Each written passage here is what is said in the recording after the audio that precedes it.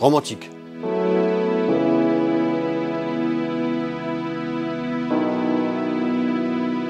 Amical. C'est quelqu'un de souriant.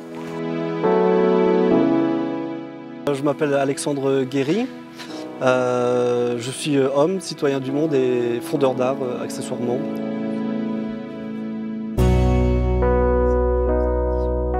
Direction l'atelier où on a trois stagiaires qui... 3 stagiaires aujourd'hui? Ouais, 3 stagiaires. Moi je suis venu ici pour des raisons professionnelles et mon fils était resté en métropole pour finir ses études. Et je lui avais dit que s'il réussissait bien, il pouvait rester, si ça ne marchait pas, il rentrait à La Réunion. C'était la punition. C'est tout en fait à une carrière commerciale. Donc j'avais fait un BTS force de vente à Saint-André. Mais ça m'avait emmené après donc, à des expériences un peu décevantes en fait, où on voyait que les relations entre les gens, entre les hommes, se basaient du coup beaucoup sur l'argent.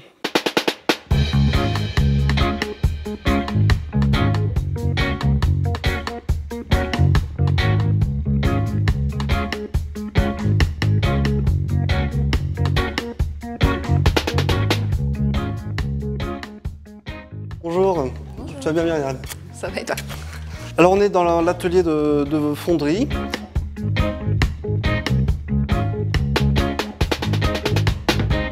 Alors ça c'est de la cire. Voilà. C'est un mélange de cire à base de cire d'abeille. Et ça va nous permettre de préparer les modèles qui seront fondus en bronze. Pour faire du moulage et de la fonderie, il faut être un peu tordu parce qu'il faut voir tout à l'envers. On me disait, mais tu veux pas avoir un vrai métier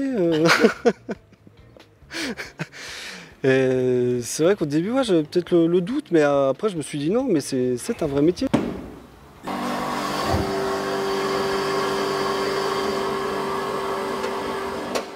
Dans les fours, donc le premier qu'on a eu ici, donc c'était celui-là, qui nous a été légué donc par mon maître, hein, celui qui m'a appris le métier.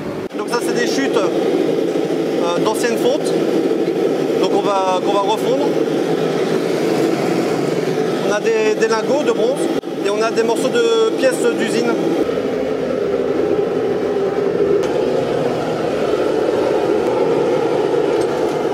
Même si les livres c'est très bien expliqué, qu'il y a des schémas, qu'il y a des mots qui sont très beaux et c'est très bien écrit, on n'apprend jamais aussi bien qu'avec l'expérience de quelqu'un.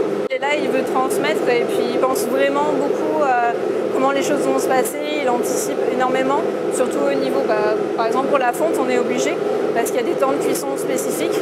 Soit on est artiste, soit on est artisan. Mais par contre, sans maîtriser la matière, cette idée n'est rien, elle ne repose sur rien. Cathy!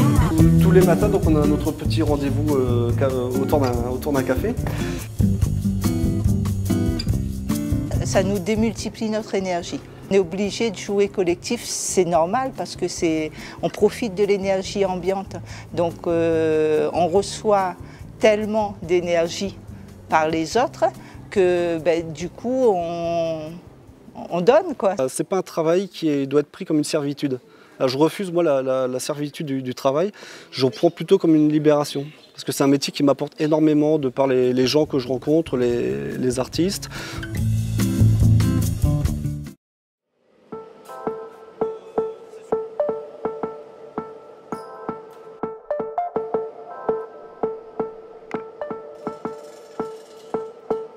Il a le savoir-faire, il a la précision, il a la force pour ce métier-là.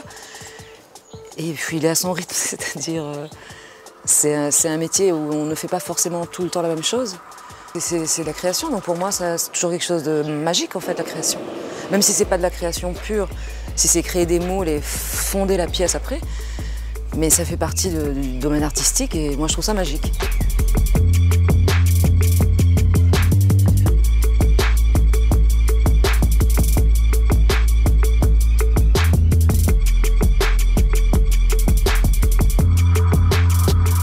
Le fondeur, c'est quelqu'un qui travaille avec des techniques qui datent de plusieurs millénaires.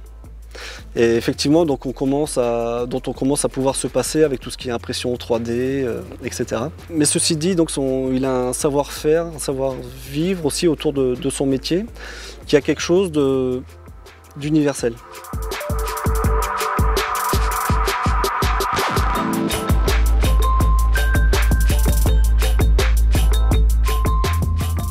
Donc ça on l'a fait avec Richard donc, dans l'atelier.